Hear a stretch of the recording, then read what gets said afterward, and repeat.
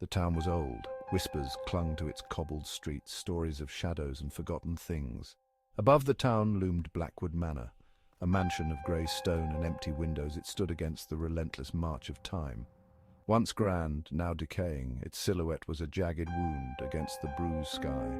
Leah and Max, young and in love, saw only the charm of its isolation. They craved a sanctuary, a place untouched by the clamour of the world. Blackwood Manor, with its whispering halls and forgotten grandeur, promised them that and more. They were oblivious to the whispers of the townsfolk, their warnings brushed aside like cobwebs. The air inside the manor was heavy with the perfume of decay. Dust motes danced in the pale light that filtered through grimy windows. Leah ran her fingers along the cold, damp walls, a shiver running down her spine. She told herself it was the chill of the ancient stone. But deep inside, a seed of unease had been planted. "It's perfect," Max said, his voice echoing in the cavernous hall. He wrapped his arms around Leah, his warmth a counterpoint to the chill that permeated the house. Our own gothic fairy tale. Leah smiled, pushing back the nagging sense of foreboding. She had to believe him. They would breathe life back into this old house, make it theirs. They would be happy here. Days turned into weeks as they unpacked and settled in. Leah busied herself with chasing away the shadows, her laughter echoing through the empty halls. One room remained locked, the attic. The key was missing and Max had dismissed it with a shrug. But Leah couldn't shake off the feeling that something waited behind that locked door, something old and hungry.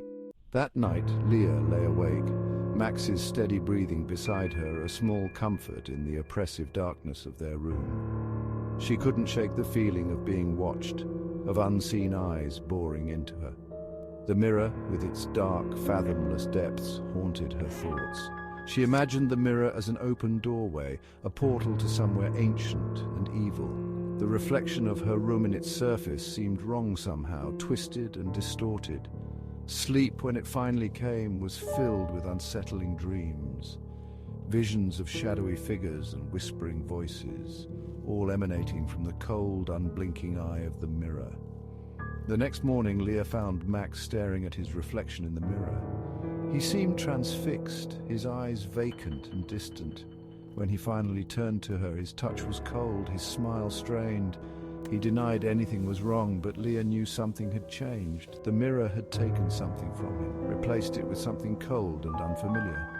Days turned into weeks, and the mirror's hold on Max tightened. He became withdrawn, his gaze constantly drawn back to its mesmerizing depths. He would stand for hours, lost in the silvery abyss of its reflection, a strange vacant smile playing on his lips. Leah tried to talk to him, to pull him back, but her words seemed to fall on deaf ears.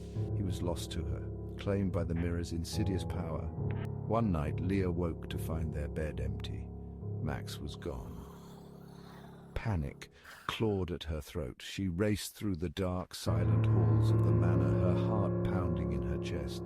The air was thick with a cloying dread, the scent of decay stronger than ever. She found him in the attic room, bathed in the mirror's cold light. He stood before it, his back to her, his reflection a grotesque mockery of the man she loved. His eyes, when they met hers in the mirror's depths, were hollow, devoid of recognition. He raised a hand, his touch beckoning, inviting her to join him. Leah stumbled back, her voice a strangled cry. She wanted to run, to escape the cold, suffocating presence of the mirror, but her feet seemed rooted to the spot, frozen by a terror so profound it stole her breath.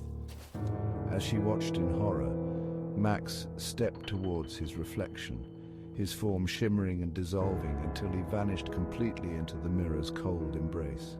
Leah was alone. The mirror loomed before her, its surface rippling like water. She saw her reflection, but it wasn't her. It was Max, his eyes cold and empty, his smile a cruel gash in the silvered glass. He reached out, his touch a promise and a threat.